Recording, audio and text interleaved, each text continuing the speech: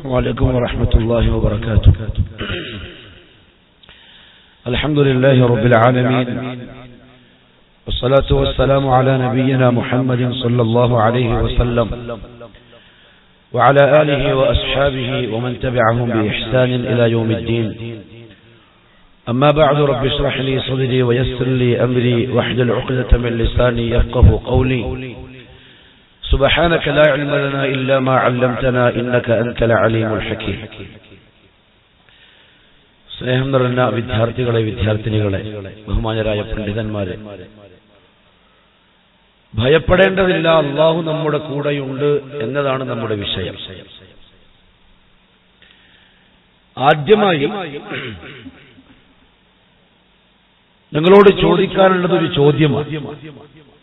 ഈ ഭൂമിയിൽ, ആകാശത്തിന്റെ കീഴെ ഒരു മനുഷ്യൻ അവന് വകതിരിവായി കാര്യങ്ങളൊക്കെ വേർതിരിച്ച് മനസ്സിലാക്കാനുള്ള പ്രായമായാൽ അയാൾ ഏറ്റവും ആദ്യമായി പഠിക്കേണ്ടുന്ന അറിവ് ഏതാ? ഏറ്റവും നല്ലതും ഏറ്റവും വിലപിടിപ്പുള്ളതും ഏറ്റവും അത്യാവശ്യമുള്ളതുമായ അറിവ് ഏതാ? ഒരുപാട് അറിവുകളുണ്ട് ദുനിയാവിൽ, വ്യത്യസ്ത മേഖലകളിൽ, വ്യത്യസ്ത വിഷയങ്ങളിൽ. പക്ഷെ പരിശുദ്ധ ഖുർആനും നബി സല്ലല്ലാഹു അലൈഹി വസല്ലം തങ്ങളും നമ്മളെ പഠിപ്പിച്ച, മുസ്ലിമീങ്ങളെ പ്രത്യേകിച്ചും പഠിപ്പിച്ച ഏറ്റവും വലിയ അറിവ് അല്ലാഹുവിനെ പറ്റിയുള്ള അറിവാണ്. ഇപ്പൊ നിങ്ങളെല്ലാം 8ാം ക്ലാസ് മുതൽ അതിന് മുകളിലേക്കുള്ളവരല്ലേ? ഇപ്പൊ കാര്യങ്ങളൊക്കെ വേർതിരിച്ച് മനസ്സിലാക്കാനുള്ള പ്രായത്തിൽ എത്തിയവരാണ് നിങ്ങൾ. അപ്പൊ നിങ്ങളോട് സ്വന്തം ചോദിക്കേണ്ട കാര്യം എന്താ? നിങ്ങൾ സ്കൂളുകളിൽ പോയി പുസ്തകങ്ങൾ തുറന്നു വെച്ച് ടീച്ചേഴ്സ് പഠിപ്പിക്കുന്ന വസ്തുക്കളെ പറ്റിയുള്ള അറിവുകൾ ഒരുപാട് ഉണ്ടാക്കിയിട്ടുണ്ട്. അങ്ങനെ സ്കൂളിൽ പഠിക്കുന്ന വ്യത്യസ്ത വിഷയങ്ങളുമായി ബന്ധപ്പെട്ട് നിങ്ങളുടെ മനസ്സിൽ ഇപ്പോൾ ഒരുപാട് കാര്യങ്ങളുണ്ട്. ചിലപ്പോൾ ഞാൻ ചോദിച്ചാൽ നിങ്ങൾ 10-15 മിനിറ്റ് നിങ്ങൾ പഠിക്കുന്ന വിഷയത്തെ പറ്റി പറയാൻ പറഞ്ഞാൽ നിങ്ങൾ പറയും. പക്ഷെ നിങ്ങളിപ്പോ നിങ്ങളുടെ നഫ്സിനോട്, സ്വന്തത്തിനോട് ചോദിക്കേണ്ട പ്രധാനപ്പെട്ട ഒരു കാര്യം എന്താ അറിയോ? നമ്മളെയും ഈ പ്രപഞ്ചത്തെയും സൃഷ്ടിച്ച് പരിപാലിക്കുന്ന അല്ലാഹുവിനെ പറ്റി എന്നോട് പറയാൻ പറഞ്ഞാൽ ഒരു 10 മിനിറ്റ് എനിക്ക് സംസാരിക്കാൻ പറ്റുമോ ഇല്ലയോ? പറ്റും എന്നുള്ളവരൊന്ന് കൈവൊക്കെ കാണട്ടെ. ഒരു 10 മിനിറ്റ് അല്ലാഹുവിനെ പറ്റി എനിക്ക് സംസാരിക്കാൻ പറ്റും എന്ന് ഉറപ്പുള്ളവർ ഒന്ന് കൈവൊക്കെ.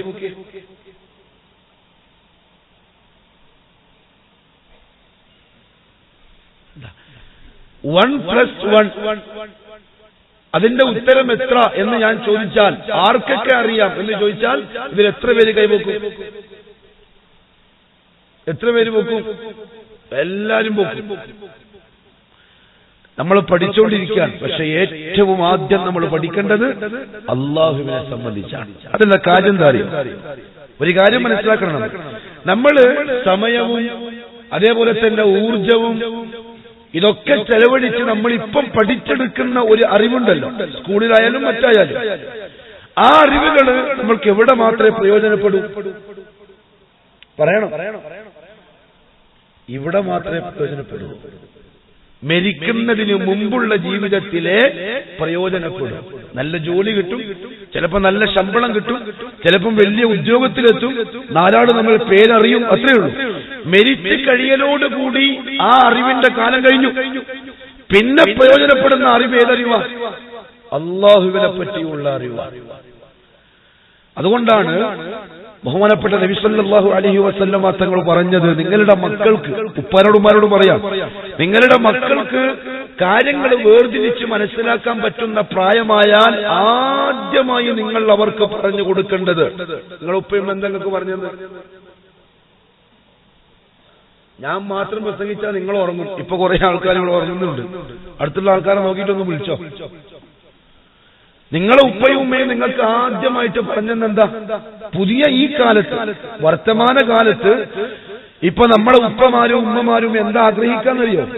വകതിരിവായാൽ പിള്ളേർക്ക് കാര്യങ്ങളൊക്കെ മനസ്സിലാവുന്ന പ്രായമായാൽ എന്റെ മോന് എന്റെ മോള് ജോണി ജോണി എസ് പപ്പ എന്നൊക്കെ പാടുന്നുണ്ടോ എന്നാലോചിക്കും ഉപ്പമാരും ഉമ്മമാരും.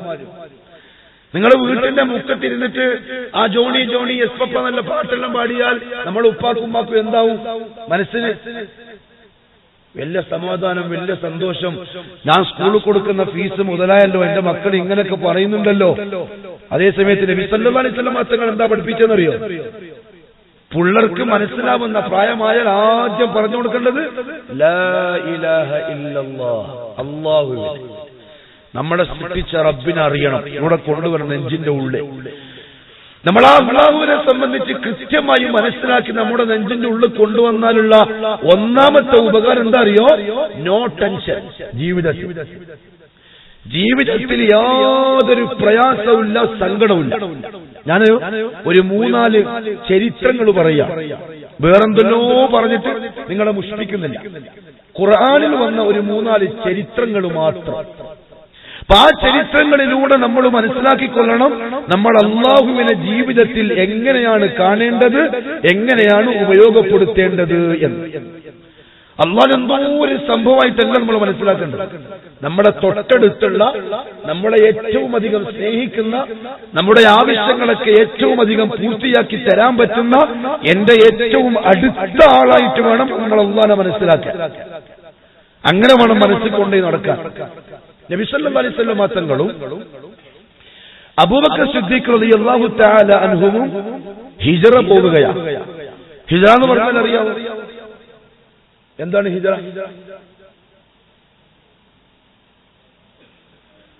മക്കത്തിൽ നിന്ന് നാട് വിടുകയാണ്.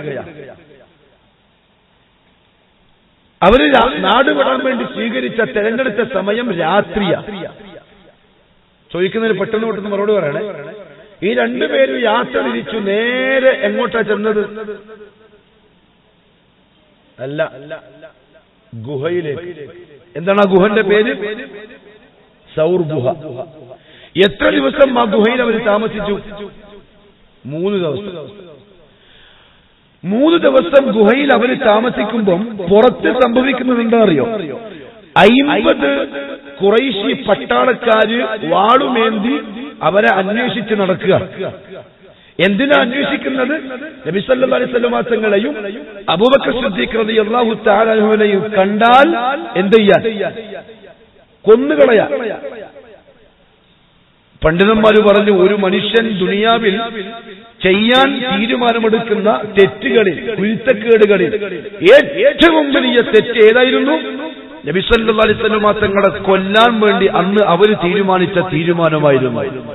അല്ലാഹുവിന്റെ റസൂലിനെ കൊല്ലാന്ന് പറഞ്ഞാൽ അത് കൊടും പാതകമാണ്. 50 പട്ടാളക്കാർ. ഇവരന്വേഷിച്ച് അവസാനം എവിടെയെത്തി? സൗർ ഗുഹയുടെ മുമ്പിലെത്തി. ചെറിയ ഗുഹയാണ്.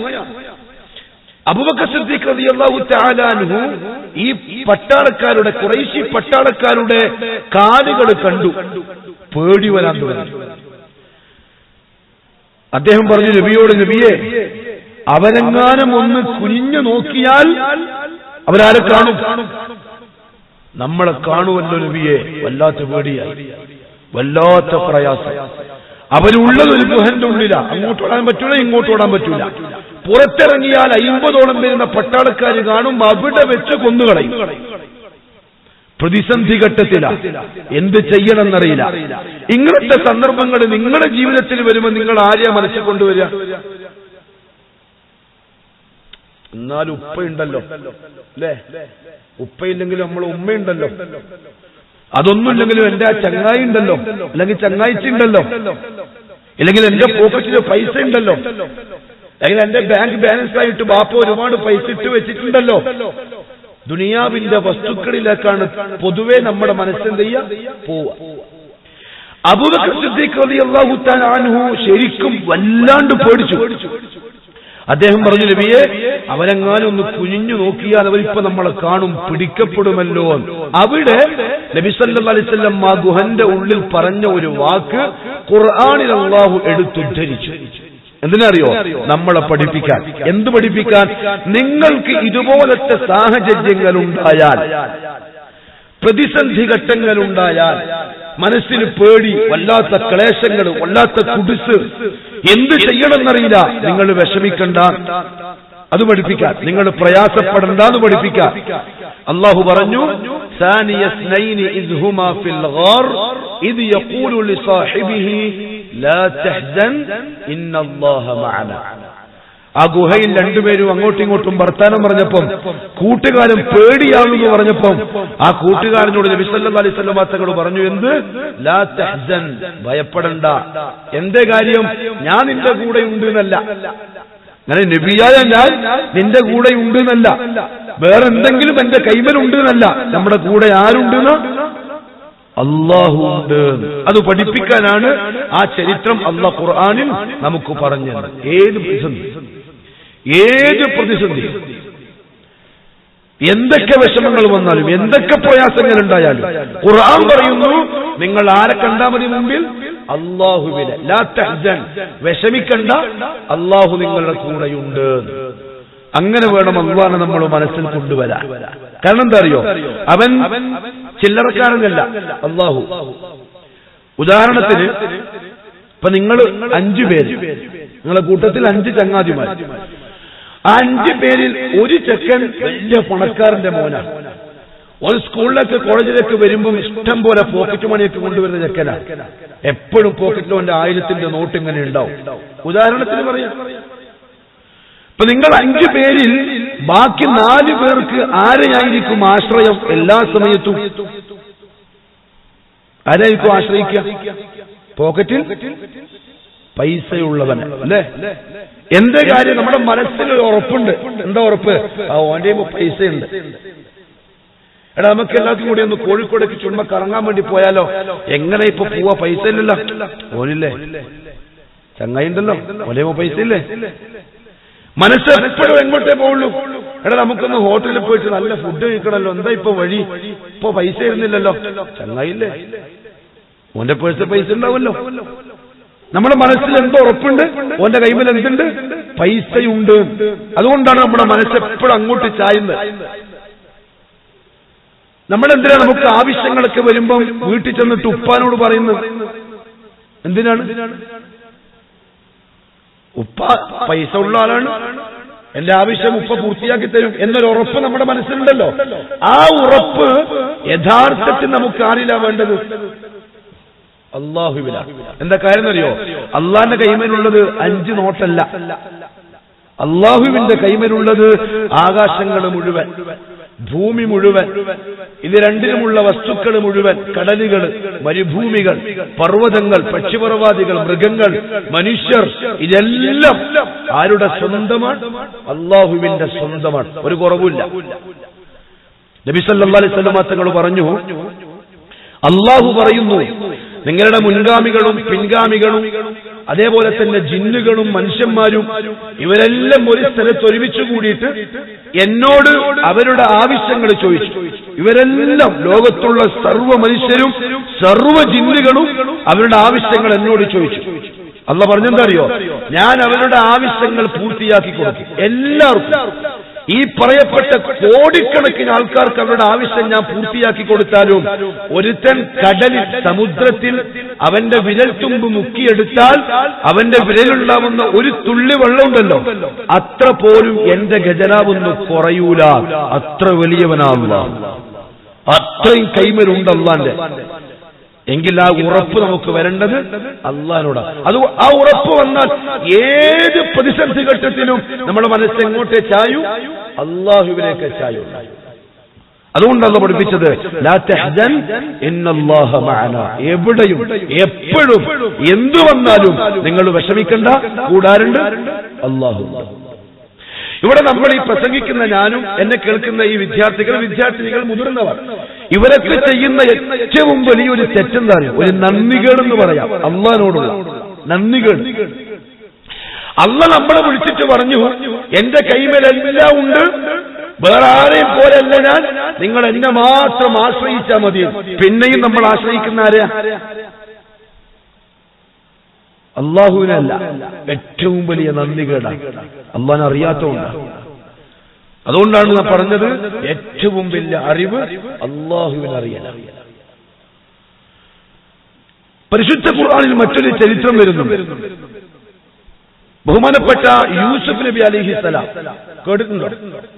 എന്താ അദ്ദേഹത്തിന്റെ ചരിത്രത്തിന്റെ പ്രത്യേകത?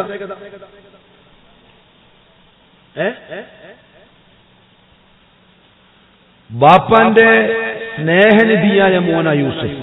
എത്ര മക്കളാ യൂസുഫ് നബിന്റെ ബാപ്പാക്ക്? എന്താ ബാപ്പന്റെ പേര്? യാക്കൂബ്. എത്ര മക്കളാ? പക്ഷെ ഏറ്റവും ഇഷ്ടം യൂസുഫിനോടാ.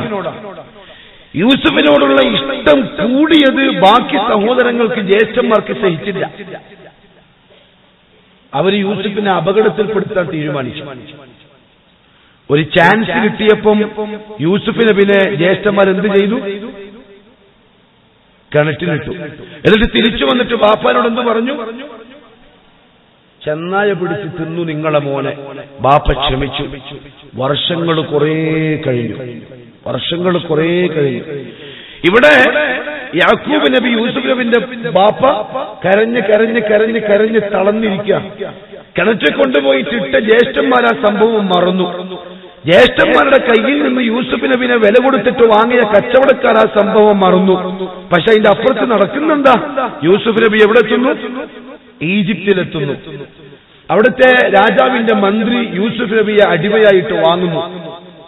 യൂസുഫ് അങ്ങനെ വളർന്നു വലുതായപ്പോൾ ആ രാജ്യത്തിന്റെ ധനകാര്യ വകുപ്പ് മന്ത്രിയായി മാറുന്നു. ഇതൊക്കെ സംഭവിക്കുന്ന അപ്പുറത്ത് ഇതൊന്നും ആരും അറിയുന്നില്ല. കിണറ്റിലിടപെട്ട ആ മോൻ ഇപ്പൊ ആരായി? ഈജിപ്തിന് മന്ത്രിയായി. അങ്ങനെ ഇരിക്കും ഒരു ദിവസം യാക്കൂബ് നബിന്റെ നാട്ടില് ദാരിദ്ര്യം വന്നു, ഭക്ഷണമില്ല. അപ്പൊ ആരോ പറഞ്ഞു ഈജിപ്തിലൊരു മന്ത്രിയുണ്ട്, വലിയ ധർമ്മിഷ്ഠനാണ്, അയാൾ എല്ലാവർക്കും ഈ ദാരിദ്ര്യം ഇല്ലാതെയാക്കാനുള്ള ഭക്ഷണം നേരത്തെ ഒരുക്കി വെച്ചിട്ട് ഇപ്പം കൊടുക്കുന്നുണ്ട്. അപ്പൊ യാക്കൂബ് പറഞ്ഞു മക്കളോട്, നിങ്ങൾ പോയിട്ട് വാങ്ങിയിട്ട് വാ. അവർ ഈജിപ്തിലെത്തി. വന്നു നോക്കുമ്പോ കൊടുക്കുന്ന മന്ത്രി ആരാ? അവർ കിണറ്റിലിട്ട അനിയൻ യൂസുഫ്. അവർക്ക് തിരിഞ്ഞില്ല. യൂസുഫിന് മനസ്സിലായി ഇതെന്റെ ജ്യേഷ്ഠന്മാരാണ്. യൂസുഫ് നബിക്ക് ഒരു അനിയനുണ്ട്, ബിന്യാമിൻ എന്ന പേര്. യൂസുഫ് പറഞ്ഞു, നിങ്ങൾ ഇനി വരുമ്പോൾ നിങ്ങളുടെ അനിയൻ ബിന്യാമിനെയും കൊണ്ടുവരണം, ഇല്ലെങ്കിൽ നിങ്ങൾക്ക് ഞാൻ ഭക്ഷണം തരൂല. അവര് കൊണ്ടുവന്നു. യൂസുഫ് നബി പറഞ്ഞു അനിയനോട്, ഞാൻ നിന്നെ ഇവിടെ എങ്ങനെയെങ്കിലും കാരണങ്ങൾ ഉണ്ടാക്കിയിട്ട് തടവിലാക്കും, നീ വിഷമിക്കൊന്നും വേണ്ട. ഞാൻ എന്തെങ്കിലും കാരണം ഉണ്ടാക്കിയിട്ട് നിന്നെ തടവിലാക്കി ഇവിടെയാക്കും, നീ വിഷമിക്കണ്ട. ഒരു കാരണം ഉണ്ടാക്കി. ആ കാരണം എന്താണെന്നറിയാവോ? എന്തായിരുന്നു? രാജാവിന്റെ പാത്രം ബിന്യാമിന്റെ സഞ്ചിയിലിട്ടു, ബിന്യാമിൻ അറിയാതെ. അവര് പോകുമ്പം ബേക്കുന്ന ഒരാൾ വിളിച്ചു, രാജാവിന്റെ പാത്രം കട്ടിട്ടാ പോന്ന്. നമ്മൾ കക്കുന്ന ആൾക്കാരല്ലേ, ബിന്റെ മക്കളാ നമ്മള്, എന്നാ പരിശോധിക്കട്ടെ. പരിശോധിക്കുമ്പോ ആരുടെ സഞ്ചിയിലുണ്ട്? അനിയന്റെ സഞ്ചിയിലുണ്ട്. അറിഞ്ഞോണ്ടിട്ടതാ, തടവിലാക്കി. ഇത് തിരിച്ച് യാക്കൂബ് നബിന്റെ അടുത്തെത്തി. എന്നിട്ട് പറഞ്ഞു, നിങ്ങളെ മോനെ ഈജിപ്തിലെ മന്ത്രി തടവിലാക്കിയിരിക്കുന്നു, നിങ്ങളെ മകൻ രാജാവിന്റെ പാത്രം കട്ടു. ബാപ്പാക്ക് സങ്കടം അധികമായി. രണ്ടു മക്കൾ നഷ്ടമായി. രണ്ടു മക്കളെ നഷ്ടമായിട്ട് ആ ഉപ്പ സങ്കടം സഹിക്കവയ്യാണ്ട് കരഞ്ഞിട്ട് എവിടം വരെ കരഞ്ഞു? കണ്ണിന്റെ കാഴ്ച ശക്തി പോലും നഷ്ടപ്പെട്ടു. എന്തായിരിക്കും ആ കരച്ചിൽ? അത്ര വലിയ സങ്കടം. നിങ്ങൾക്ക് സങ്കടം ഉണ്ടാവാറുണ്ടോ? ഉണ്ടോ ഈ പ്രായത്തിൽ? എന്ത് സങ്കടം കിട്ടാൻ ഈ പ്രായത്തിൽ? പരീക്ഷ വരുമ്പോൾ ഒരു വിഷമമില്ലേ? അല്ലെങ്കിൽ വേറെന്തെങ്കിലും സാഹചര്യം വരുമ്പോൾ മനസ്സിനൊരു സങ്കടം, ഒരു കരച്ചിൽ വരുന്ന രീതി ഉണ്ടാവുമല്ലോ. അങ്ങനത്തെ ചെറിയ സങ്കടമല്ല യാക്കൂബ് നബിക്കുള്ള ഭയങ്കരമായ സങ്കടം. അള്ളാഹു ഖുർആനിൽ പറയാൻ, എന്റെ അടിമ യാക്കൂബ് എന്ത് ചെയ്തു? കരഞ്ഞിട്ട് സങ്കടം സഹിക്കാൻ പറ്റാണ്ട് കരഞ്ഞിട്ട് കാഴ്ച പോലും നഷ്ടമായി. രണ്ടു മക്കളെ നഷ്ടപ്പെട്ടു. ഒരു ദിവസം ബാപ്പ ബാക്കി മക്കളെയൊക്കെ വിളിച്ചു. ഇനി പറയുന്നത് ശ്രദ്ധിക്കണേ, ഇവിടെ നമ്മളെ പോയിന്റ്. ബാക്കി മക്കളെയൊക്കെ വിളിച്ചു. യൂസുഫ് നബി 40 വർഷത്തോളമായി നഷ്ടപ്പെട്ടിട്ട് അത് കഴിഞ്ഞിട്ടായി ഇപ്പൊ വിളിക്കുന്ന മക്കളെ ഇദ്ഹബൂ, നിങ്ങൾ ഈജിപ്തിലേക്ക് പോവണം. ഫതഹസ്സസു, എന്നിട്ട് നിങ്ങൾ പരിശോധിക്കണം. മീ യൂസുഫ വ അഖി, യൂസുഫിനെയും അവന്റെ സഹോദരൻ ബിന്യാമീനെയും. അതായത് എന്റെ രണ്ടു മക്കളെ നിങ്ങൾ എന്ത് ചെയ്യണം? അന്വേഷിക്കണം. എവിടെ അന്വേഷിക്കണം? കൊല്ലം എത്രയായി? കിണറ്റിൽ കൊണ്ടുപോയിട്ട് ഇടുമ്പോ വയസ്സെത്രയാ? ചെറിയ വയസ്സല്ലേ? ഇത്രയും കൊല്ലത്തിന് ശേഷം കാണാതിരുന്നൊരാളെ എങ്ങനെ മനസ്സിലാവാനാ? ഈജിപ്തിലെ ഏതോ കച്ചവടക്കാരും വാങ്ങിക്കൊണ്ടുപോയി യൂസുഫിനെ എവിടുന്ന് കിട്ടാനാ? ബാപ്പ പറയുന്നു, മക്കൾ നിങ്ങൾ പോണം, അന്വേഷിക്കണം. എന്നിട്ട് പറഞ്ഞൊരു വാക്കെന്താ അറിയോ? ലാ തൈഅസ് മിർ റൗഹില്ലാ, ഇതാണ് പോയിന്റ്. അന്വേഷിക്കണം. ഒരിക്കലും അള്ളാഹുവിന്റെ കാരുണ്യത്തിൽ നിന്നും നിങ്ങൾ നിരാശരാവരുത്. അള്ള കൂടെയുള്ളൊരു അടിമ ഒരിക്കലും നിരാശനായിക്കൂടാ ഒരു വിഷയം. എനിക്കതെല്ലാം പറ്റുമോ? പറ്റും. എപ്പോൾ? എന്റെ റബ്ബ് തീരുമാനിച്ചാൽ. അതാണ് അള്ളാഹ്. നിരാശ നമുക്ക് പറഞ്ഞ പണിയല്ല. നമ്മൾ മുസ്ലിമീങ്ങൾക്ക് നിരാശ എന്ന് പറയുന്ന പരിപാടി ഉണ്ടായിക്കൂടാ. കാരണം നമ്മുടെ കൂടെ ആരുണ്ട്? എല്ലാ കടമ്പകൾക്കും തടസ്സങ്ങൾക്കും അപ്പുറത്ത് അതിനെയെല്ലാം ഇല്ലാതാക്കാൻ കഴിയുന്ന അല്ലാഹുവാണ്. യാക്കൂബ് പറഞ്ഞു മക്കളോട്, അന്വേഷിക്കണം, നിരാശരാവരുത്. ഇന്നഹു ലാ യയഅസു മിർ റൗഹില്ലാഹി ഇല്ലൽ ഖൗമുൽ കാഫിറൂൻ. കുരുത്തം കെട്ടവർ മാത്രമേ അല്ലാഹുവിൽ നിന്ന് നിരാശരാവുള്ളൂ. നിരാശ പാടില്ല ഒരിക്കലും. എന്തും നടക്കും ജീവിതത്തിൽ, എന്തും കിട്ടും. ആരെ ഏൽപ്പിച്ചാൽ? അല്ലാഹുവിനെ ഏൽപ്പിച്ചാൽ. അല്ലാഹു അല്ലാത്തതിനെ ഏൽപ്പിച്ചാലുള്ള പ്രശ്നം എന്താ അറിയോ? ചിലപ്പോൾ അത് നഷ്ടപ്പെട്ടു പോയേക്കാം. പക്ഷെ അല്ലാഹു അങ്ങനല്ല. ആർക്കും നശിപ്പിക്കാൻ കഴിയാത്തവനാണ് അല്ലാഹു. ഒരു തടസ്സങ്ങൾക്കും തടസ്സപ്പെടുത്താൻ കഴിയാത്തവനാണ് അല്ലാഹു. അതുകൊണ്ട് ആ അല്ലാഹുവിൽ നിങ്ങൾക്ക് നിരാശ ഉണ്ടായിക്കൂടാ എന്ന് യാക്കൂബ് അലൈഹിസ്സലാത്തു വസ്സലാം മക്കളെ പറഞ്ഞു വിട്ടു. അവരന്വേഷിച്ചു. അവസാനം എന്തായി? യൂസുഫ് നബിയെ അവര് കണ്ടെത്തി. അള്ളാഹു കാണിച്ചു കൊടുത്തു. നിരാശ വന്നൂടാ അള്ളാന്റെ വിഷയം. കാരണം എന്താ അറിയോ? അടിമയുടെ കൂടെ അള്ളാഹു, എല്ലാത്തിനും കഴിവുള്ള അള്ളാഹു. എന്തുകൊണ്ട് അള്ളാഹു എല്ലാത്തിനും കഴിവുള്ളവരാണെന്ന് പറയാൻ കാരണം ഒരു ചരിത്രമുണ്ട് പരിശുദ്ധ ഖുർആനിൽ. ഉറങ്ങുന്നുണ്ടാണെങ്കിൽ ഒരു പാട്ട് ഞാൻ പാടിയാലോ? ഒരു മോണോ ആക്ട് നടത്തിയാലോ? ഒരു മിമിക്രി ഞാൻ നടത്തിയാലോ? ഉറങ്ങോ? പിന്നെ എന്റെ മിമിക്രി കഴിയുമ്പോ നിങ്ങൾ എന്തു പറയും എന്നോട്? ഉസ്താദേ പ്ലീസ് വൺ മോർ, അല്ലേ? ഒരു മിമിക്രി കൂടി, അല്ലേ? നമ്മൾ അള്ളാഹുവിനോട് എപ്പോഴും ദുആ ചെയ്യണം. അള്ളാഹിനെ പറ്റി കേൾക്കുമ്പോൾ ആവേശം വരാൻ, ഖുർആൻ കേൾക്കുമ്പോൾ മനസ്സിന് സന്തോഷം വരാൻ. അതൊന്നുമില്ലെങ്കിൽ നമ്മുടെ ജീവിതം പാഴായിപ്പോയി, ഒന്നിനും കൊള്ളാത്ത വേസ്റ്റായി പോയി.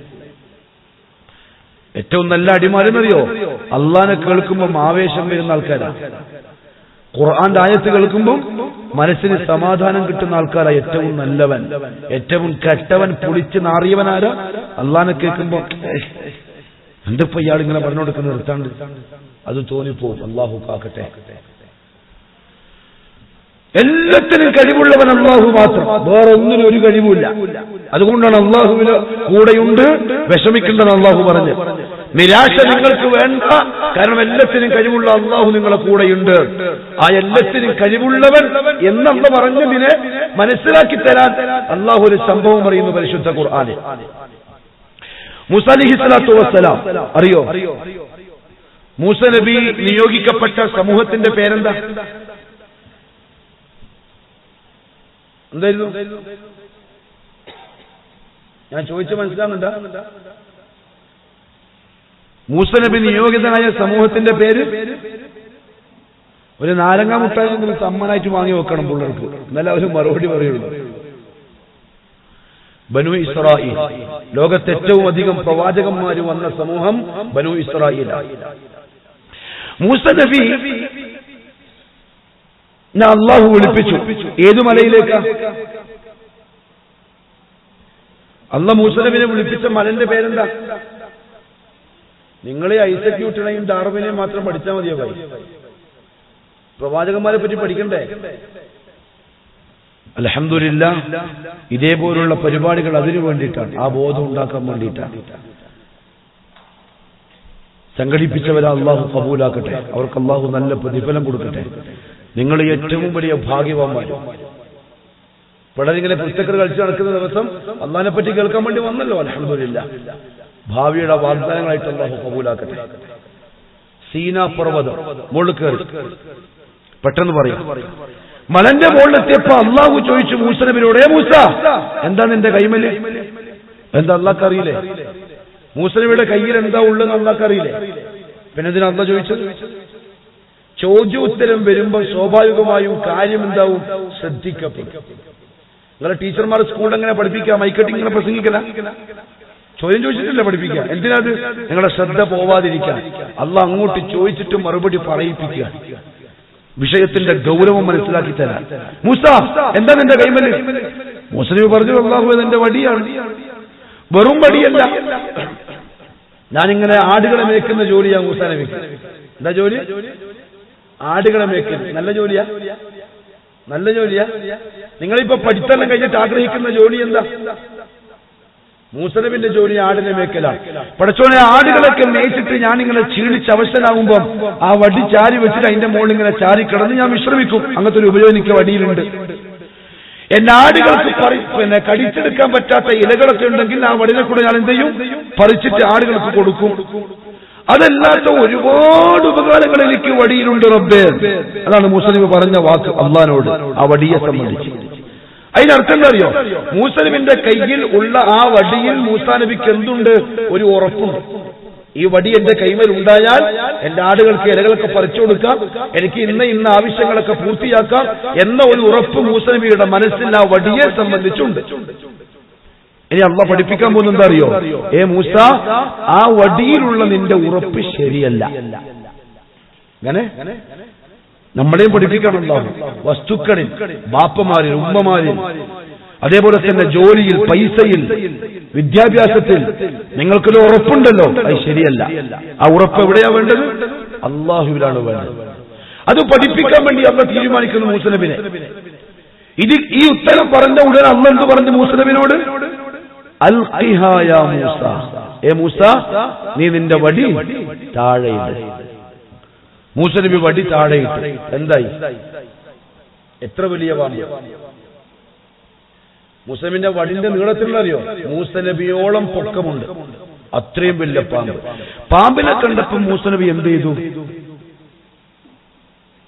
മുതുകാടിനറിയോ? മുതുകാടിനെ കേട്ടിനോ? മുതുകാടിനൊക്കെ കാത്തിപ്പോഴത്തെ പിള്ളേരോ? മജീഷ്യൻ. അയാള് മനുഷ്യന്മാരെ, കുട്ടികളെ പേടിപ്പിക്കുന്ന ഒരു മാജിക് കാണിച്ചു. അപ്പോഴും മുതുകാട് എന്താ ചെയ്യാ? പേടിച്ചിട്ടോടുവോ? ചിരിച്ചോണ്ടിരിക്കും മക്കളെ പേടി കണ്ടിട്ട്. എന്താ കാര്യം? അതുണ്ടാക്കിയതാര? അയാളുടെ തന്ത്രമാണ്, വിദ്യയാണ്, കൺകെട്ടി വിദ്യയാണ്. അത് അയാൾക്കറിയാം. അള്ളാഹു അല്ലാത്ത മനുഷ്യന്മാർക്ക് എന്തെങ്കിലും അമാനുഷിക കഴിവ് സ്വന്തമായിട്ടുണ്ടോ ഇല്ലയോ? അതൊരു പ്രസക്തമായ ചോദ്യം. കാരണം നിങ്ങൾ വളർന്നു വരുന്ന മക്കൾ പ്രത്യേകിച്ച് മനസ്സിലാക്കണം, നാട്ടിൽ ചില ആൾക്കാരുണ്ട്, അവരെന്ത് ചെയ്യും? അള്ളാഹുവിൽ നിന്ന് അള്ളാന്റെ അടിമകളെ ദൂരത്താക്കും. എങ്ങോട്ട് കൊണ്ടുപോകും? ഔലിയാക്കള്, തങ്ങന്മാര്, ബീവിമാര്, ജാറങ്ങള്, മഖ്ബറകള്, ഇങ്ങോട്ടൊക്കെ കൊണ്ടുപോകും. എന്താ പറയാ? അവർക്ക് അങ്ങനത്തെ കഴിവുണ്ട്, അവർക്ക് ഇങ്ങനത്തെ കഴിവുണ്ട്, അതുകൊണ്ട് അങ്ങോട്ട് പോയാ മതി എന്നൊക്കെയാണ് പറയുക. മൂസ നബി എന്ന് പറഞ്ഞാൽ അള്ളാന്റെ നബി, റസൂലാണ്. മൂസ നബിക്ക് കിട്ടിയ കിതാബിന്റെ പേരെന്താ? തൗറാത്ത്. തൗറാത്ത് കിട്ടിയ നബിയാ. പക്ഷെ കൈമലുള്ള വടി പാമ്പായപ്പം ആ തൗറാത്ത് കിട്ടിയ നബി എന്താ ചെയ്തെന്നറിയോ? എന്താ ചെയ്തേ? എന്റെ കഴിവ് കൊണ്ട് ഞാൻ വടിയെ പാമ്പാക്കി എന്ന് പറഞ്ഞ് നിൽക്കല്ല ചെയ്തത്. ഖുർആനിൽ അല്ലാഹ് പറയുന്നു, വല്ലാ മുദ്ബിറൻ, വന്ന വഴി കോടി. വന്ന മുദ്ബിറ എന്ന് പറഞ്ഞാൽ പിറകോട്ട്, വന്ന വഴിക്ക് മൂസ നബി ഓടി പേടിച്ചിട്ട്. എന്തിനെ? പാമ്പിനെ. അപ്പൊ ഒരു കാര്യം മനസ്സിലായി, ആ വടിയെ പാമ്പാക്കിയത് ആരല്ല? മൂസ നബി അല്ല. കാരണം എന്താ? മൂസ നബിക്ക് അങ്ങനെ പേടിയാവില്ല, സ്വന്തം ഉണ്ടാക്കിയതാണെങ്കിൽ. അള്ളാഹു ആക്കിയത്. മൂസ നബിക്ക് അങ്ങനെ വടിയെ പാമ്പാക്കാനുള്ള കഴിവില്ല. ഓടി ഓടുന്ന മൂസ അല്ലാഹു വിളിച്ചു, മൂസ ഓടുന്ന എങ്ങോട്ട് വാ, ലാ തഖഫ്, പേടിക്കൊന്നും വേണ്ട, പാമ്പിനെ പിടിക്കുക. എന്തിപ്പോ ഈ പാമ്പിനെ പിടിക്കാൻ പറയുന്നു? പക്ഷെ അല്ലാഹു പറഞ്ഞല്ലേ, മൂസ നബി പാമ്പിനെ പിടിച്ചു. പാമ്പെന്തായി? അപ്പൊ അല്ലാഹു പറഞ്ഞു, മൂസ ഇതാണ് ഞാൻ. നീ എന്താ വിചാരിച്ച? നിന്റെ വടിനെ കൊണ്ട് നിനക്ക് ഒരുപാട് ഉപകാരം ഉണ്ടാവുന്നല്ലേ? നീ എന്താ എന്നോട് പറഞ്ഞത്? നിന്റെ വടി കൊണ്ട് നിനക്ക് ഇന്ന ആവശ്യങ്ങളൊക്കെ പൂർത്തിയാവുന്നുള്ളതല്ലേ? പിന്നെന്തിനത് പാമ്പായപ്പോ നീ ഓടിയത്? മൂസ, വടി കൊണ്ട് ഉപകാരം ഉണ്ടാക്കുന്നത് എപ്പോന്നറിയോ? ഞാൻ തീരുമാനിക്കുമ്പോഴാണ്. ഒരേ വടി ഒരു പ്രാവശ്യം നീ കൈമ പിടിച്ചിട്ട് പറഞ്ഞു എനിക്ക് ഉപകാരമുള്ള സാധനമാണെന്ന്. അതേ വടി പാമ്പായപ്പോ നീ ഓടി. അതുകൊണ്ട് വടിനെ ആശ്രയിക്കണ്ട, വടിയിൽ ഒരു ഉറപ്പും വേണ്ട. ഉറപ്പാരിൽ മതി? ആ വടിയിൽ ഉപകാരവും ഉപദ്രവവും ഉണ്ടാക്കുന്ന അല്ലാഹുവിൽ മതി. അല്ലല്ല ഇപ്പോഴുള്ള അല്ലാഹ്. മനസ്സിലെപ്പോഴും അല്ലാഹുവിലാവണം ആശ്രയം. ജീവിതത്തിൽ എന്തെങ്കിലും ഉപകാരം ഉണ്ടാകണമെങ്കിൽ അതാരുണ്ടാക്കി തരണം? അല്ലാഹ്. എന്തെങ്കിലും ഉപദ്രവം ഉണ്ടാകുന്നതും ആരുടെ തീരുമാനത്താലാണ്? അല്ലാഹുവിന്റെ. മൂസ നബിക്ക് ഒരു കാര്യം ഉറപ്പായി. എന്താ ഉറപ്പായെന്നറിയോ? ഈ വടിനെ കൊണ്ട് ഒരു കാര്യം നടക്കൂല. എപ്പോഴേ നടക്കൂ? എന്നെ സൃഷ്ടിച്ച അല്ലാഹ് തീരുമാനിക്കുമ്പോൾ മാത്രം. ആ ഉറപ്പ് മനസ്സിൽ വെച്ചിട്ട് ജീവിക്കുന്നതിന്റെ ഇടയിൽ ഒരു ദിവസം അല്ലാഹു പറയുന്നേ, മൂസ നീ നിന്റെ ആൾക്കാരെയും കൊണ്ട് നാട് വിട്ടോ. ആരാ മൂസ നബിന്റെ ശത്രു? വേമ്പയും പറയുമായി ഫിർഔൻ. ഞാൻ രാജാവ്, ഞാൻ റബ്ബാന്ന് വാദിച്ച കള്ളൻ. മൂസ നാട് വിട്ടോ. രാത്രി വേണം നാട് വിടാൻ. അല്ലാഹ് കൽപ്പിച്ചല്ലേ? മൂസ നബി ആൾക്കാരെയും കൂട്ടി നാട് വിട്ടു. രാത്രി. രാവിലെയായി നോക്കുമ്പം മുമ്പിൽ എന്താ ഉള്ളത്? സമുദ്രം. കപ്പലും തോണിയൊന്നുമില്ല. ബാക്കിൽ ഫിർഔനും പട്ടാളക്കാരും. കുടുങ്ങിയോ ഇല്ലയോ? കുടുങ്ങി. മൂസ നബിന്റെ ആൾക്കാർ പറഞ്ഞു, ഏ മൂസ ഇന്നാ ലമുദ്റകൂൻ, നമ്മൾ പിടിക്കപ്പെട്ടല്ലോ മൂസ, നീ എന്ത് പണിയായി കാണിച്ചേ? രക്ഷപ്പെടുത്താനും പറഞ്ഞ് രാത്രിക്ക് രാത്രി നാട് വിടാൻ പറഞ്ഞിട്ട് രാവിലെ നോക്കുമ്പോൾ മുമ്പിൽ കടലിൽ ബേക്കിൽ ഫിർഔനും പട്ടാളവും കഴിഞ്ഞില്ലേ കഥ? നീ എന്ത് പണിയായി കാണിച്ച്? മൂസ നബി കുലുക്കില്ല. ആ സമയത്തൊക്കെ നമ്മളെന്തായി പോവാ? ചൈത്താന്റെയും കടലിൽ നടക്കായി പോയി എന്ന് പറയുന്നൊക്കെയല്ലേ? അങ്ങനെ വെപ്രാളം, എന്താ ചെയ്യേണ്ടെന്നറിയില്ല, വിയർപ്പ്. മൂസ നബിക്ക് ഒരു കൂസലുമില്ല. എന്താ കാര്യം അറിയോ? മൂസ നബിന്റെ മനസ്സിൽ ഒരു ഉറപ്പുണ്ട്. എന്തിനുള്ള ഉറപ്പ്? അല്ലാഹുവിനുള്ള ഉറപ്പ്. മൂസ നബിയോട് ആൾക്കാര് നമ്മൾ പിടിക്കപ്പെട്ട് മൂസ അഞ്ഞ് രക്ഷയില്ല എന്ന് പറഞ്ഞപ്പോ മൂസ നബി പറഞ്ഞു, കല്ല. ഖുർആൻ അല്ലാഹു പറയാണ്, കല്ല, ഒരിക്കലുമില്ല, നമ്മൾ പിടിക്കപ്പെട്ടിട്ടില്ല. എന്താ കാര്യം? ഇന്ന മഇയ റബ്ബി സയഹ്ദീൻ. എന്റെ കൂടെ ആരുണ്ട്? ഉപ്പയുണ്ടെന്ന? എന്റെ അനുജൻ ഹാറൂൻ നബി ഉണ്ടെന്ന? എന്റെ കൈമലി വടിയുണ്ടെന്ന? ആരുണ്ട്? അല്ലാഹു. ഒരു മഹാസംഭവമാണ് ആയത്തുൽ കുർസി. അതറിഞ്ഞാൽ പിന്നെ നമ്മൾ അല്ലാഹനെ വിടൂല. ഉറപ്പാണ്. നമ്മൾ അതറിഞ്ഞാൽ അല്ലാഹനെ വിടൂല. അല്ലാഹു ലാ ഇലാഹ ഇല്ലാ ഹുവൽ ഹയ്യുൽ ഖയ്യൂം ലാ തഅഖുദുഹു സിനത്തുൻ വലാ നൗം ലഹു മാ ഫിസ് സമാവാതി വമാ ഫിൽ അർദ് മൻ ദല്ലദീ യശ്ഫഉ ഇൻദഹു ഇല്ലാ ബിഇذനിഹി യഅലമു മാ ബൈന അയ്ദീഹിം വമാ ഖൽഫഹും വലാ യുഹീതൂന ബിശൈഇൻ മിൻ ഇൽമിഹി إلا بما شاء وسع كرسيه السماوات والأرض ولا يؤوده حفظهما وهو العلي العظيم. അപ്പോൾ ഇവർ 5 കൊല്ലം പഠിച്ചതോ വേസ്റ്റ്. MBBS എല്ലാം പഠിച്ചത് വെറും വേസ്റ്റ്, ഭൂലോക വേസ്റ്റ്. എന്താ കാര്യം അറിയോ? അറിവേ ഉള്ളൂ, ഓന് ബുദ്ധിയില്ല. ഓനെന്തേ ഉള്ളൂ? പുസ്തകം വായിച്ചു പഠിച്ച അറിവേ ഉള്ളൂ, ബുദ്ധിയില്ല. ബുദ്ധി എന്ന് പറഞ്ഞാൽ എന്താ അറിയോ? സൃഷ്ടിച്ച റബ്ബിനെ മനസ്സിലാക്കാൻ കഴിയലാണ് ബുദ്ധി. കൃഷിക്കാരൻ ബുദ്ധിമാൻ, ഇവൻ മന്ദബുദ്ധി. കാരണം ഇവൻ മരിച്ചവനെ വിളിക്കുന്നു, മരിച്ചവനെ മനുഷ്യനെ വിളിക്കുവോ? തലച്ചോറുള്ള മരിച്ചവനെ വിളിക്കുവോ? താറാമാറ്റം തൂങ്ങുന്ന ഓർക്കണം തലച്ചോറിൽ. മരിച്ചവനെ വിളിക്കാൻ? മരിച്ചവന് സ്വന്തം പോലും ഒന്നും അറിയാൻ വയ്യ, പിന്നെ എങ്ങനെ നമ്മളെ കാര്യം അറിയാം? പക്ഷെ അല്ലാഹു എന്താ പറഞ്ഞത് നമ്മളോട്? ഞാൻ ആരെന്നറിയോ? ഒരിക്കലും മരിക്കാത്തവൻ. അവനെ പിടിക്കണ്ടേ? ഒരു ഉദാഹരണം പറയാം. നമ്മളെ ചങ്ങായിമാർ പൈസ തന്നെ പറയാം. പൈസ ഇപ്പൊ എല്ലാവർക്കും ആവശ്യം. അപ്പൊ പറഞ്ഞാൽ ഇവയെ തിരിയുള്ളൂ. ഒരു ചെക്കന്റെ കൈമല് 5 ലക്ഷം ഉറുപ്പ്യുണ്ട്. ഉണ്ടാവുന്നില്ല, ചുമ്മാ വെറുതെ ഉദാഹരണത്തിന് വെച്ചോ. ഒരു 5 ലക്ഷം ഉറുപ്പ്യുണ്ട്. മറ്റോന്റെ കൈമല് 1000 ഉറുപ്പ്യുണ്ട്. മറ്റോന്റെ കൈമല് 50 ഉറുപ്പ്യുണ്ട്. അതിന്റെ അടുത്തുണ്ട് 5 ഉറുപ്പ്യുണ്ട്. നിങ്ങളാരാ പിടിക്കുക? സത്യം പറയും. നിങ്ങളാരാ ചങ്ങായിയാക്ക? 5 ഉറുപ്പ്യുള്ളോനാ? അത്രയും നല്ലവരൊന്നുമല്ല അല്ലേ? പാവങ്ങളെ കൂട്ടാക്കാൻ നമ്മൾ ആരെ പിടിക്കുള്ളൂ? 5 ലക്ഷം ഉറുപ്പ്യുള്ളവനെ ചങ്ങായിയാക്കും. എന്തിനാ? 5 ഉറുപ്പ്യ കടന മുട്ടാൻ വാങ്ങി തീരൂടോ? 5 ലക്ഷമുള്ളവനെ പിടിച്ചാൽ ഇഷ്ടം പോലെ കളിക്കാം, തിന്നാം, കുടിക്കാൻ, ടൂറ് പോവാം. 5 ലക്ഷം ഉറുപ്പ്യല്ലേ? ബുദ്ധി. ഒരു ബുദ്ധി. അവിടെ 5 റുപ്യുള്ളോ നേരെ നീ എന്റെ ചങ്ങായി അവിടെ, നീ എന്റെ ഫ്രണ്ട് അവിടെ. അപ്പൊ ഓനെ നോക്കി നമ്മളെന്താ പറയാ, പിന്നാണ്ട് മട്ടൻ. അപ്പുറത്തുള്ള 5 ലക്ഷം റുപ്യ ഓനെ വിളിക്കാം, അവിടെ നീ എന്റെ ചങ്ങായിക്കോ, നിന്നെ വേണ്ട, എനിക്ക് 5 റുപ്യ മതി. നമുക്ക് വേഗം തിരിഞ്ഞില്ലേ? ഇവിടെ ബുദ്ധിമാനാരാ? 5 ലക്ഷത്തിന്റെ കൂടെ പോയോ?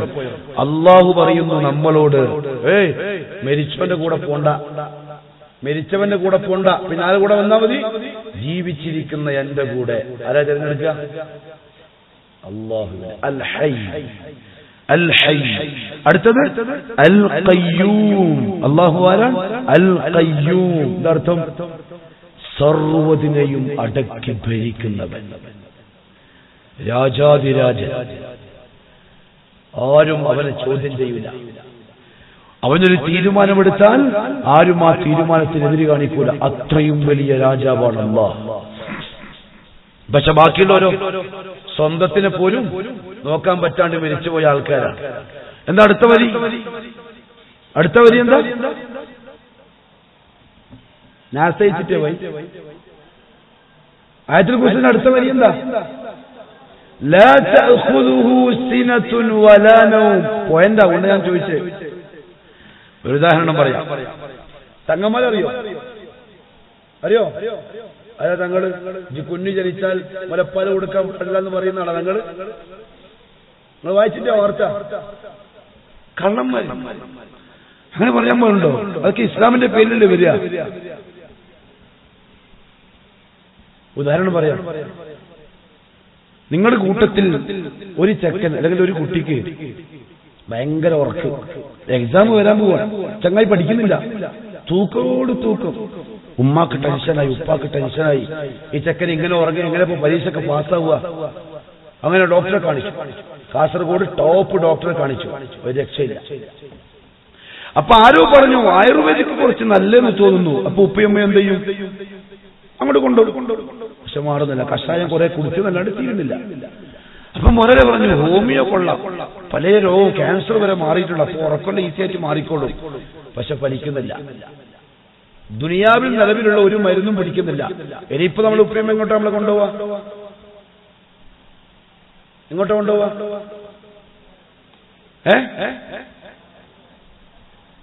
എന്താ ഭായി നിങ്ങളൊക്കെ പോയ പോലെ ഉണ്ടല്ലോ പറയുന്നത്. സാധാരണ ഉപ്പയമ്മ എങ്ങോട്ട് കൊണ്ടുപോകും? ഒപ്പ മരുന്നൊന്നും പഠിക്കില്ല. ഇപ്പൊ തങ്ങളെ രക്ഷമാ, തങ്ങളെ കാണാൻ വേണ്ടി പോവാ. അങ്ങനെ തങ്ങളെ വീട്ടിലെത്തി. നമ്മളുണ്ട്, നമ്മളെ ഉപ്പയും ഉമ്മയുണ്ട്. കോളിമ്പല്ലടിച്ചു. ഞാൻ പറയുന്ന തിരിയുന്നുണ്ടോ? ഉറക്കം വരുന്നുണ്ടോ? കോളിമ്പല്ലടിച്ചു. അപ്പൊ തങ്ങൾച്ചി വന്നു. അല്ല തങ്ങൾച്ചി തങ്ങളെ ഭാര്യ. എന്താ? എന്റെ മോന് ഭയങ്കര ഉറക്ക്, തങ്ങളൊന്ന് കാണണം. അപ്പൊ തങ്ങൾച്ചി പറയാ, തങ്ങൾ ഉറങ്ങാണല്ലോ, 1 മണിക്കൂർ കഴിഞ്ഞിട്ട് വാ. എന്താ പറഞ്ഞേ? തങ്ങൾ ഉറക്കാണല്ലോ, 1 മണിക്കൂർ കഴിഞ്ഞിട്ട് വാ. ഈ ചങ്ങായി വന്നെന്തിനാ? മോന്റെ ഉറക്ക് ചികിത്സിക്കട്ടെ. തങ്ങളോ ഊർക്കം വലിച്ച് ഉറങ്ങുക. അല്ലാഹു പറയുന്നു ലാ തഅഖുദുഹു സിന. അല്ലാഹുവിനറിയോ ക്ഷീണം ഉണ്ടാവില്ല. വലാ നൗം, എന്തുമില്ല, ഉറക്കമില്ല. ഒരേ എന്താ പറഞ്ഞത്? ഓൻ ക്ഷീണിക്കൂല്ല, ഓൻ ഉറങ്ങൂല്ല. പിന്നെ ഓൻ കൂടെ ഉണ്ടായ രക്ഷപ്പെട്ടില്ലേ? ഒരിക്കലും ഉറങ്ങാത്ത, ഒരിക്കലും ക്ഷീണിക്കാത്ത ആള് കൂടെ ഉണ്ടായാൽ. നമ്മൾ ഡൽഹിയിൽ പഠിക്കുന്ന സമയത്ത് 3 ദിവസം യാത്ര ചെയ്യണം ട്രെയിനിൽ. അപ്പൊ രാത്രി 2 ആൾക്കാർ ഉറങ്ങാൻ പാടില്ല. അതാ നിയമം.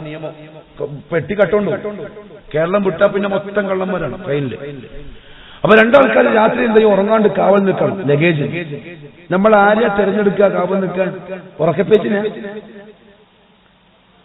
കൂട്ടത്തിൽ നല്ലോണം ശ്രദ്ധിക്കാൻ പറ്റുന്ന, അഥവാ കള്ളം വന്നാൽ തന്നെ കുറച്ച് കൈക്കരുത്തലുള്ള ചെക്കനെ നമ്മൾ എന്ത് ചെയ്യുള്ളൂ? കാവലാക്കി വെക്കുള്ളൂ. ഓന് ഉറങ്ങൂല, ഓന് നല്ല കരുത്തുണ്ട്. കാരണം എന്താ? എന്റെ സാധനം നഷ്ടപ്പെട്ടു പോകാൻ പാടില്ല. അള്ളാഹു എന്താ പറഞ്ഞറിയോ? ഉറങ്ങാത്ത, ക്ഷീണിക്കാത്ത എന്നെ നിങ്ങൾ അങ്ങനെ ആക്കിക്കോ, നിങ്ങളുടെ കാവൽക്കാരൻ. പിന്നെ നിങ്ങൾക്ക് പേടിക്കണ്ട, കൂടെ ഞാനുണ്ടെങ്കിൽ എല്ലാം ഉണ്ട്. ഇന്നല്ലാഹ മഅനാ, അല്ലാഹ് കൂടെയുണ്ട്. ഒരു വിഷമവും വേണ്ട, ഒരു പ്രയാസവും വേണ്ട. ഞാനുമായിട്ട് നിങ്ങൾ അടുക്ക്, നിങ്ങൾ എന്റെ അടുത്ത ആളാവ്, ഞാൻ നിങ്ങൾക്ക് കാണിച്ചു തരാം. ഒരു ഉദാഹരണം, നബി സല്ലല്ലാഹു അലൈഹി വസല്ലം തങ്ങളുടെ ഒരു അടിമ, ഒരു സേവകനുണ്ട്. പേര് ഞാൻ ഓർക്കുന്നില്ല, ഒരുപാട് സേവകന്മാരുണ്ട്, അതിൽ ഒരാൾ. സഹാബക്കൾ ഒന്നിച്ച് യാത്ര ചെയ്യാൻ സഹീഹായ റിപ്പോർട്ടോടുകൂടി റിപ്പോർട്ട് ചെയ്യപ്പെട്ട ഹദീസാണ്. അവർ യാത്രയിലാണ്. രാത്രിയായി ഈ സ്വഹാബി കൂട്ടം തെറ്റി. ഇന്നത്തെ പോലെ ഹൈവേ ഒന്നുമില്ലല്ലോ. അന്ന് പാറക്കെട്ടുകളുണ്ടാവും, കാടുകളുണ്ടാവും, മരുഭൂമി ഉണ്ടാവും. ഇതൊക്കെ കൂടിയ സഞ്ചാരം. ഈ ഇദ്ദേഹം വഴിതെറ്റിപ്പോയ ഇദ്ദേഹം ചെന്നുപെട്ടത് കാട്ടിലാണ്. അദ്ദേഹം പറയുന്നു, കുറച്ച് കഴിഞ്ഞപ്പോൾ സിംഹം എന്റെ മുമ്പിൽ പ്രത്യക്ഷപ്പെട്ടു. അസദ്, സിംഹം. സിംഹം എന്താക്കും നമ്മുടെ മുമ്പിൽ വന്നാൽ? ഓമനിക്കോ? പിന്നെന്താക്കും? സിംഹത്തിലെ സ്വഭാവമാണ്. അദ്ദേഹം പറഞ്ഞു, പേടിച്ചു, ശരിക്കും പേടിച്ചു. അദ്ദേഹം പറഞ്ഞു, അന മൗല റസൂലില്ലാഹ്, ഞാൻ ആരാന്നറിയോ? അള്ളാന്റെ റസൂലിന്റെ അടിമയാണ് ഞാൻ, അള്ളാന്റെ റസൂലിന്റെ സേവകനാണ് ഞാൻ. അദ്ദേഹം പറയാണ്, എന്നെ കടിക്കാൻ വന്ന സിംഹം ഒതുങ്ങി, വാലാട്ടി എന്റെ അടുത്ത് വന്നു. എന്നെ അതിന്റെ പള്ള കൊണ്ട് ഉന്തി ഉന്തി ഉന്തി എന്റെ കൂട്ടാളികളുടെ സ്ഥലത്ത് എന്നെ എത്തിച്ചു. എന്നിട്ടൊരു പ്രത്യേക ശബ്ദമുണ്ടാക്കിക്കൊണ്ട് കാട്ടിലേക്ക് തിരിഞ്ഞുപോയി.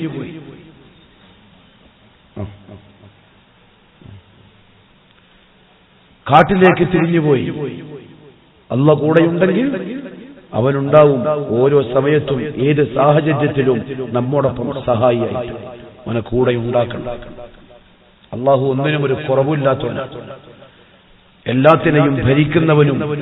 വഹുവ അലാ കുല്ലി ഷൈഇൻ ഖദീർ, എല്ലാ കഴിവും അവനുണ്ട് എന്ന് അല്ലാഹു പറഞ്ഞ ആളാണ്.